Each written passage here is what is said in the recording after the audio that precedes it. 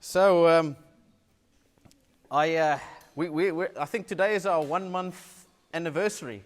So streamers and things for us. I think Karina and I we set a deadline. We said we'll give it a go for 1 month. If by the 4th week I'm still preaching to her and the dog and our 2 kids, then we just got to face facts and we just got to suck it up, and close the doors. But we're here and it's been a blessed month. We've been sort of inspired and excited and hope you guys have been too. And I was speaking to some couples here because last week I made it sound like Karina and I do everything. Like she when she's busy with kids' church, I'm doing this, and afterwards we have to clean up and we have to do everything. And I make it sound like we're doing everything, but actually there's a whole lot of you helping out. There's a whole lot of you making this possible. And so thank you to all of you, for surviving the first month. And we're still here and we're still going, and we pray God's blessing moving forward. But I do want to sort of reflect on what we did over the last month. The first weekend we launched our name, our logo, who we are, what we stand for, the blue butterfly. And we spoke about why we've chosen that as the name of this community, this faith community.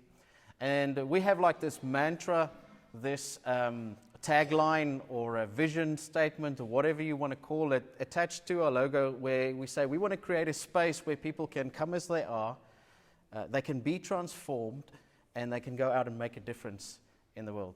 And so a few weeks ago I spoke about what does it look like, what do we mean by creating a space where people can come as they are. And last week we spoke about what do we mean by being the kind of place where people are transformed. How do we create that environment for people to come here and they change and they transform? And is that even something you should be doing? Is that something that's healthy? But this week I want to pay attention to this idea of how to make a difference. That we sense that part of what God is drawing you into when He draws you into a relationship with Him is to actually help you be someone make a difference in the world. To meet you where you are, to transform you, and to then send you out to make a difference in the world. Now, my experience is this idea of making a difference is a very popular idea in our modern society now, especially our Western society. Everyone wants to make a difference. When I was a kid, if I'm really honest, we didn't have a lot of narrative about go and make a difference. That wasn't the thing at the front burner. It's not that people didn't care or that people didn't want to make a difference. It just wasn't something that was spoken about all the time, or you heard it on TV, or you heard it in everywhere. It wasn't the main thing. And it's almost like nowadays you hear about make a difference all the time. We're supposed to make a difference. We're supposed to make a difference. And even companies are embracing this reality.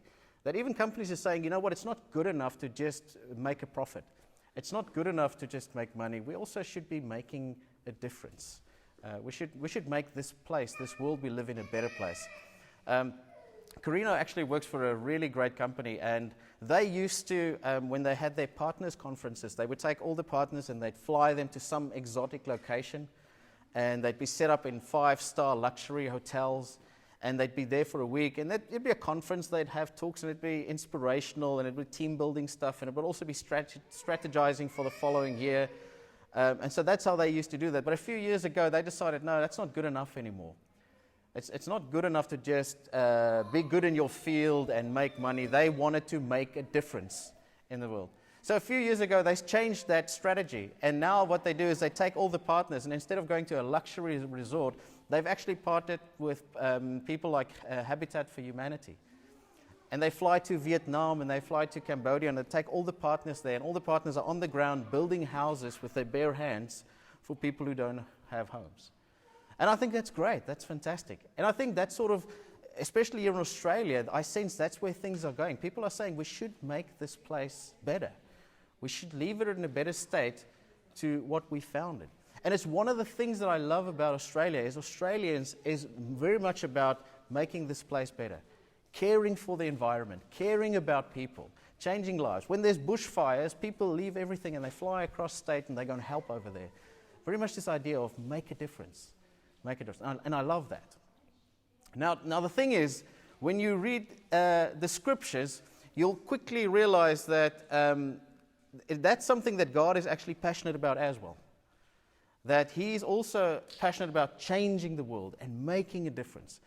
And especially if you're connected to him, you will quickly find out that there's this trend where he's moving you towards becoming the kind of person that makes a difference. That's where he's leading you towards. And really, that's why God came. The scriptures actually tell us that for God so loved the world that he sent his one and only Son. The essence of him sending his Son was to save the world, to redeem the world, to make it a better place, to make a difference. But the thing is, like we just said, it's not only followers of Jesus, not only people who are connected to God who want to make a difference. There are people who actually do not believe in God, and they want to make a difference. And they do. It sucks, doesn't it? Wouldn't it have been easy for us to convince people to come to Jesus? See, all Jesus followers, they changed the world. And all you atheists, you just tear the place down. Wouldn't have been a good argument to motivate people to come to Jesus. But the thing is, I know really beautiful, intelligent, authentic people who do not believe in God, and they are making a huge difference wherever they go. They change environments. They leave the place better to what they find it. So the question is, what difference does Jesus make? How are you, as a person who are connected to Jesus, set apart from people who don't know him? What kind of difference are we supposed to make? Those of us who would say we are in a relationship with Jesus, what kind of difference should we make compared to the difference that other people make without him? What's the distinction? What's the difference? And so today I want to talk to you about how to light up the room.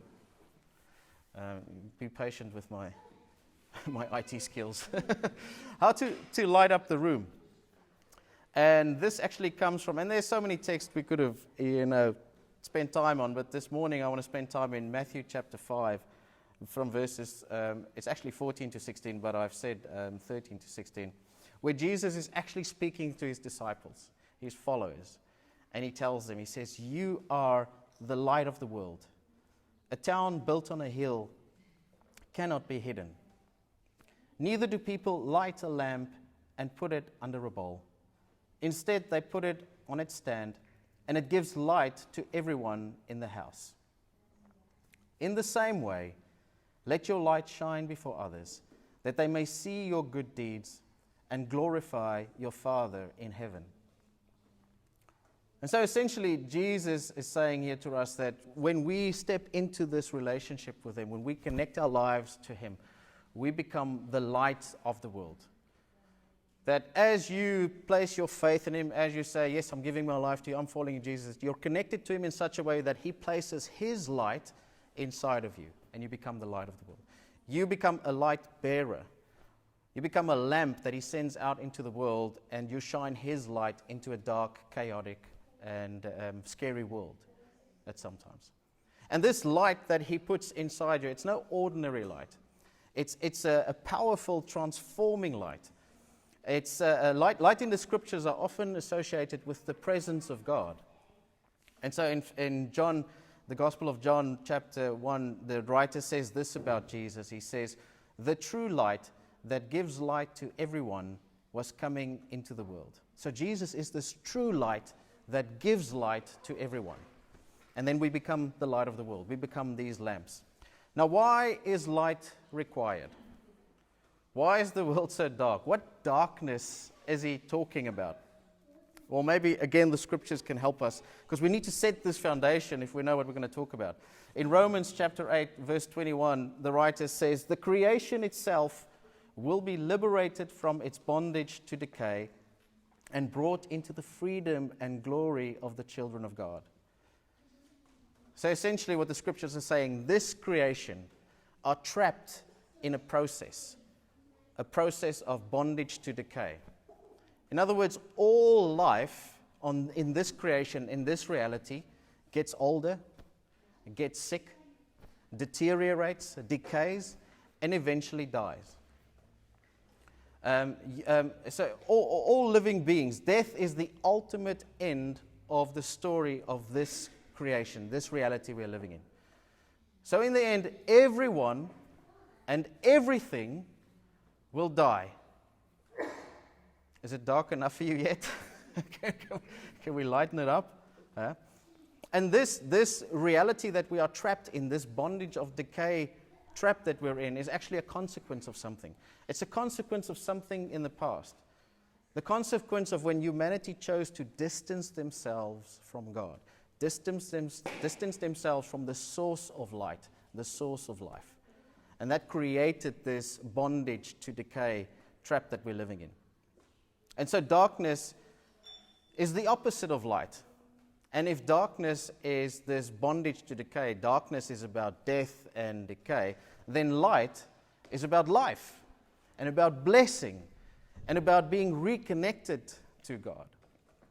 And so when Jesus actually says that we are the light, we see the truth of what Romans 28 says, that light is about liberation from this bondage to decay. So light is really about deliverance, divine deliverance. Light is about new creation. So when we are told we are the light of the world, what the writer is saying is you become the evidence to everyone else in the world that there's a new creation. A new creation where there is no death, there is no decay, there is no sickness, there is no disconnection from God. A new creation where people have life, eternal life, and blessing, and life to the full, and there's connection and joy with God. So we become the light that tells other people there's a different reality out there. It doesn't have to end with death. Things don't have to end the way we are used to them ending in this creation. We are the light bearers. We are the evidence of a new creation, of a different reality. So that's the light we are to take to the world. Now I want to focus on this strategy of God. He says, and the implications of it. He says, you are the light of the world. So God doesn't go switch everyone on. He switches us on, puts his light in us, and then he says, no, you go. You are the light in the world. That's his process. So God doesn't bypass humanity. He uses humanity. And it's actually a brilliant strategy. Researchers have discovered that humans are designed as what they are calling open-loop creatures. We are open-loop creatures. This means we are affected by the emotions and the opinions and the actions of other people. It has an effect on us. We are open-loop creatures. If you were a closed-loop creature, you couldn't be affected by someone else's actions and emotions and intentions. So you are an open-loop creature. Have you ever walked into a room, and as you walk into the room, you're pretty optimistic and things are going well, and you walk into the room and it's filled with negative people? And at the end, when you leave that room again, then you find you are negative and you are depressed. That somehow what was in them got into your loop and it affected you. And you were negative when you walked out there. And the inverse is true, that when you are depressed and when you feel low and when you are feeling negative, when you step into environments that are optimistic, it gets into your loop. You walk out of that space feeling uplifted and feeling more positive. We are open loop creatures. I was listening to a podcast where they were talking about burnout and how to get out of burnout and how to get rid of burnout if you've got to a place of burnout. And they were speaking to a few guys, and Erwin McManus was asked, what practical things can you do to overcome burnout? What are the practical things? If you get that point of burnout, what are the practical things you can do? And so he said the following. He says, ironically, the best thing you can do when you suffer from burnout is to be in church. Even if you don't believe in God, believe in this, that if you are in an optimistic place filled with hope, that breathes that into you. It puts hope and optimism inside of you. And by the way, that's part of the way how we move towards believing in Jesus. Because people will go, I don't believe in God, but somehow I feel more hopeful. I don't believe in Jesus, but I'm leaving here feeling more optimistic. One of the really challenging things of being an atheist is not believing in God, but still experiencing the things that people who believe in God tell us we should experience. When Jesus says that you are the light of the world, he's saying he has put light inside of your loop. You have your light inside of you, in your loop. And when other people step into the room with you, your light in your loop affects them. It spills into their loop. It changes how they feel and how they are experiencing the day. So the implication of this divine strategy of God using people to be the light is you can make a difference. Anyone can make a difference. Everyone can make a difference. And you don't have to know anything. You don't have to have studied how to make a difference. You don't have to be the wisest person in the world. You just have to choose to step into darkness. You just have to step into people's pain, into people's suffering. You don't even have to know what to say or what to do. Because you're taking what is inside your loop into that darkness. And whatever is in your light floods into their loop and affects them. I was speaking to like a mentor person of mine a long while ago. And I was telling her that, in what I do, obviously the downside of what I do is, not that I don't want to do it, the downside of doing it is sometimes I have to deal with helping people when a loved one has passed away. And helping them through the process and the funeral and all that, that's part of what we do. And something that happens every single time is, whenever I'm called out to go and help people in those situations, I am so overwhelmed. I don't know what I'm going to say. I can't take the pain away. I don't have super words that can change the situation or a magic wand. I just cannot transform, and I feel so helpless. And most of the times when I'm in those situations, I have no idea what to say. I'm just sitting there. And I'm really just praying, please, God, don't let me mess this up. Don't let me say something that hurts them even more. Or, if I don't have anything good to say, then help me shut up, so I don't make it worse. I have no idea what I'm doing. And the amount of times that afterwards where people send me emails, where the family sends me emails to say, thank you, you made such a difference. When you were there, when you did that helped us so much, it makes such a difference. And so I was telling this mentor person of mine, I was telling her that when that happens, I feel like such a hypocrite because I haven't done anything. I didn't know what to do. I had no advice. These people are thanking me for something that I didn't do. And she said, yes, but you were present. You stepped into their darkness. You stepped into their pain. And when you stepped into your pain, you brought with you what was inside of you, the light of Jesus. And what was inside of you is what they picked up. It's not that you didn't say anything or you didn't have it. It was who and what was inside of you. The light slipped over into their loop and it changed their experience of the moment. See, when Jesus says you are the light of the world, he's saying, I have put light in you. When you connect your life to me, I put my life-transforming light in you. And when you choose to step in darkness, I will transform that darkness. You don't have to know what to do. You just have to be willing, have the courage to step into that darkness. So what a good strategy. Making us part of changing the world. Making us part of making a difference in this world. Well, let's go back to our text. Jesus says, a town built on a hill cannot be hidden. Neither do people light a lamp and put it under a bowl. Instead, they put it on its stand, and it gives light to everyone in the house. Light allows everyone to see what's in the house. Light lets everyone see what the darkness hides. We put lamps in rooms so that we can see in the dark, so that we can see the things that the darkness hides from us. Have you ever dropped something small in a dark room? But it's not that dark, it's just dark enough, And then you look around on the carpet and you look and you can't see it. And when you finally switch the light on, you go, it's right there, I should have seen it. How did I not see that? That's if you're a girl. If you're a man, you don't switch the light on. As a man, you find that thing without switching the light on because you have to prove that you have X-ray vision.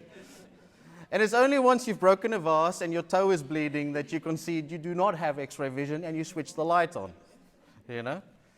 But that's the thing. Light lets us see what the darkness hides from us. A few months ago, I went for my annual eye checkup to the optometrist, my eyesight checkup, and I'm always nervous to do that because I'm not good at the eye test. I really struggle to give the right answers. You know, and it puts so much, even in the car, I'm under pressure. I'm going, oh, he's going to ask me again. I know it, it's coming. He's going to go, which one is clearer, A or B? A or B? And then I go, and I feel the pressure building up. I go, I don't know if it's A or B. And then he waits a few seconds. He goes, A or B? And I go, okay, he's rushing me. I need to give an answer. And A or B, I don't know. And I just want to say to him, this is the problem. My eyes are not working properly. That's why I'm here. If you give me the glasses, I can tell you which one is clearer, A or B, you know. So I'm always stressed, and so we're going. But this time, at the end of the exam, he was doing a new test. I'd never had this done before. So he switched the lights off in the room, and he had like a little pen light, and he was shining it straight into my eye, and it just went bright. And then after a while, I realized, whoa, I can actually see things. And I saw all these veins and arteries that's inside my eyeball. It's the weirdest thing. I see all these veins and arteries. And I'm looking at them like I'm moving my eye around. I'm not supposed to, you know, but I'm looking at it. And at the end, I said to him, hey, I could see arteries and veins inside my eyeball when you did the light thing. And he said, yeah, they're there all the time. Your eye actually just looks through them, looks past them. It's only when you shine light into the retina like that the light disperses, and it allows you to see what you normally are not able to see. It allows you to see these veins that you're normally blind to. And so that's the thing about light. Lets us see what darkness hides from us. So when Jesus is saying, when you are connected to him, you will find that you will have an illuminating effect on all the environments that you step into. You are the light that if you step into the room, you illuminate the room. You allow people to see things that they didn't see before. You allow people to see things that the darkness was hiding from them. I was sitting with a guy, he's also a mentor, he's a pastor as well, he's been in the church for years, a lot of experience, and we're just drinking coffee and talking about random things, and he interrupts me in the middle of a conversation, and out of the blue he says to me, "You're in mourning." And I go, "What?" He says, "You're in mourning." I go, "What do you mean?" He says, "Because when you immigrated, you had to say goodbye to your country, you had to say goodbye to your family, you had to say goodbye to your friends, and that was like a death. You had to say goodbye to all those things, and you haven't realized that, and the pain you've been living with over the last few years is because of that death, that mourning that you're going through." And when he said it, I thought, what? That's actually true. I never saw that. And that was actually the first step in helping me overcome that process of mourning and to find a space where I had peace again about leaving my home country and now living in Australia. And so just his presence, he was able to put light on something that I didn't see. It was right in front of me, but I couldn't see it. So that's the effect we can have as light of the world. That's the kind of difference you can make when you are connected to Jesus. When you step into the environment, you can illuminate things to people that they haven't seen before. And you can also let them see things that the darkness is hiding. There is evil out there. There is darkness out there. And darkness is called darkness for a reason. It doesn't like the light. It likes to be hidden. It likes to be covered up. It doesn't like to be exposed. That's why when they break into your house, they don't break in where the spotlight is hanging. They break in where there's no light into that house. Evil doesn't want to be exposed. When it's exposed, it loses its power. And so when Jesus says, "You are the light of the world," he's saying you can step into a room and you can expose what the darkness is trying to hide. You can expose evil, and it loses its power. A long time ago, I used to be a project manager, and we had this new guy. He came from overseas to work with us, and he was our boss. So he was above us. He was a project director. But because he was coming from a different country, he didn't understand the Australian context. He didn't understand the culture. And so he was a bit aggressive, and he was a bit harsh, you know. And he made a bit of waves, a few waves. He upset a few clients, and he especially upset the project managers working directly for him. And so one of those project managers arranged a secret meeting for all the project managers. And I got this email, we have to go to this meeting, but we have to keep it quiet. And as soon as we walked into this room, you just get the sense this is not good. This is not a positive thing that's about to happen here. And we're sitting around the table, all the project managers, and this one specific manager says Talks about how disruptive this new guy is and how he's messing up her projects and how he's messing up relationships with the clients and all that. And she said, and so what we should do is we should all stand together and we should go to senior management and we should tell them about this guy. So he doesn't make his 3-month probation. It was 3 months, I think, back then. He doesn't make his 3 months probation, because he's actually destructive to the company, destructive to our clients, and destructive to business. So we need to get rid of. And so she's talking, everyone's just listening, and my heart starts racing, because I just had the sense this is not right, this is not good, and so this whole thing was building up, and at the end she said, okay, so if we're going to go to management, then we need to stand together, and so I just want to go, do you all agree with what I'm saying? And I said, can I just say something? And she said, yeah, sure. I said, can I ask that when you take this to senior management, can you make it perfectly crystal clear that I am not involved in this? I have no part of this. I'm not part of this decision. Because if I was that guy, I wouldn't have liked to be treated like this. And the meeting stopped. Everyone's like, yeah, I've got to go, I've got a meeting and all that. The whole thing fell flat. And afterwards, one of the guys came to me and said, I'm so glad you said that. When you said that, I realized what was going on. He said, that was a witch hunt. She was targeting this guy, And I think that's the thing Jesus talks about. When he puts his light inside of us, we are able to step into a room and illuminate darkness. Show the things that darkness are trying to hide from us. You are the light of the world. And I'm going to skip that. Let's go to the last section. In the same way, Jesus says, let your light shine before others, that they may see your good deeds and glorify your Father in heaven. So Jesus puts his light on you, but you need to let it shine. It's not an automatic thing. It's not an effortless thing. He puts his light, but you actually need to do something to make it shine. See, we have a tendency to hide it. So letting it shine is about moving it out from underneath the bowl that we're trying to hide it and putting our light on the lampstand. It's about shifting from the hidden to the exposed, from the private to the public. It needs to be intentionality towards it. We need to let this light shine. It takes effort. I was reading an article during the week saying that human beings, we didn't know this, but we are bioluminescent. Does anyone know what bioluminescent is? So deep down in the ocean, there's a very dark place. The sunlight doesn't get there, but there's some fish and some animals, creatures under the deep waters that actually give off light. They glow. They have light. They are the source of light, and they're giving that light off. And so even though there's no sunlight, when they move, you see them moving. And so we always thought it's only those deep, dark creatures deep down in the ocean who are bioluminescent. But research recently in Japan have found that we are bioluminescent. We actually glow. We give off light.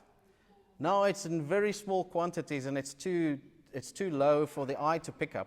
But they had special cameras and they did this. And what they found is we actually, our level of glowing, our level of shining changes throughout the day.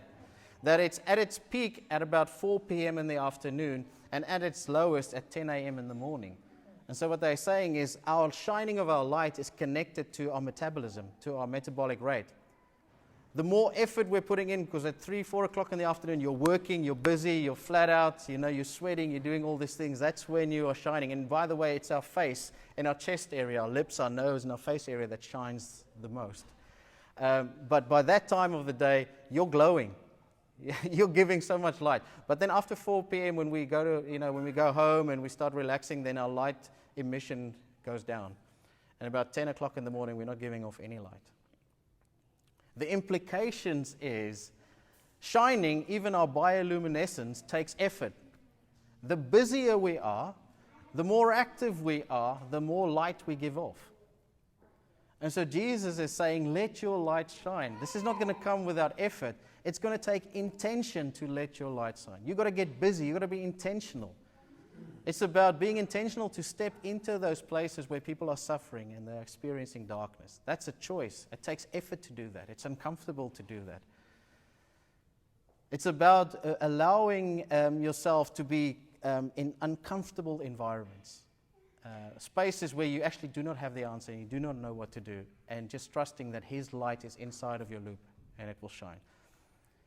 It's about making a choice to be the kind of person that will make their light shine, because our tendency is to hide ourselves under a bowl, to shift into the hidden space, into the private space. And so shining your light is about being intentional.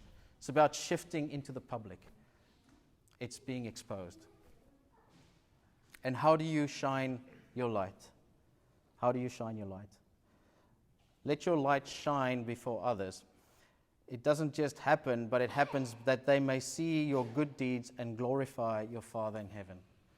It is ultimately connected to good deeds, doing good things for people. That as we step into those decisions that we actually physically want to make this a better place and we do the good deeds, they say people are able to see our light. People are able to be affected by our light, and they see the light connected to the Father. It's about being intentional. And so this morning, we actually want to create space for you guys. We don't just want to talk about this stuff. We want to be the kind of community from the beginning that makes that kind of difference. And so there's two things that we're going to do. Karina will speak to you about the second thing afterwards, but I'm going to mention the easy one. The one that's going to make your light shine a little bit, because maybe you're afraid to step into the unknown. Maybe you're afraid to step into people's space. Maybe you're afraid to be vulnerable and in that space of darkness. And we want to help you in a simple way. Just take a little step. And so what we've done is, we've actually, for each and every single one of you, there's an envelope with this. It's got our logo at the front. And is this open? Yeah. Okay, I won't open it. Inside here, there's a coffee voucher. I think it's a coffee club coffee voucher, so they're everywhere. You should be able to take it. So the idea with this is to take this home and to ask yourself, where can I make a difference? Where can I shine a light? Who's experiencing a dark time? Who's going through a tough time? Who can I step into their lives and go, you know what? I'll look after your kids. Here you go. You go for a coffee. Where can I bring a little bit of light into someone's life? And even if, obviously the best thing is for you to take them for a coffee. But if that's next level stuff, then take baby steps and at least give them this and say, this is on us. A little bit of light in your week, a little bit of light in your day, a little bit of what's in my loop, I want that to spill over into your loop. I want to remove a little bit of the darkness, dispel a little bit of the darkness, bring a little bit more hope. Let you know people are thinking about you, people are praying for you, people are caring about you. And so in a moment when Karina comes, we'll hand all these out. And the second one she'll tell you about, that's the one we're really excited about. We'll do that in a minute, but they can't hear. So we'll close this off. How about you join me and I'll close in prayer.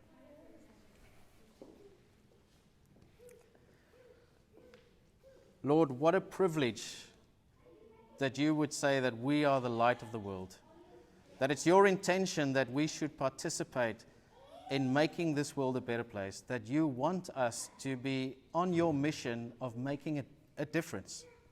Lord, and I pray that we will find that we have light in us, that when we choose to be vulnerable, when we choose to step into people's pain and people's suffering, when we choose to take on those uncomfortable tasks where there's a possibility to help one, that we will discover that what is in us, your light, is more powerful than what we're actually physically doing. And may we, as we bring light to others, let your light shine brighter in us. And my prayer is for us here at the Blue Butterfly, Lord. May we become the place where your light shines brightly, where what is inside our loop spills over to many more people who would come here, and that they may find the light. And Lord, may we be good stewards of that light. May we go out and make a difference with the light you have placed inside of us. Thank you for loving us. Thank you for putting your light into us. Thank you for taking us on this process of meeting us where we are, transforming us, and putting light on us so that we can make a difference. We pray that in the powerful name of Jesus. Amen.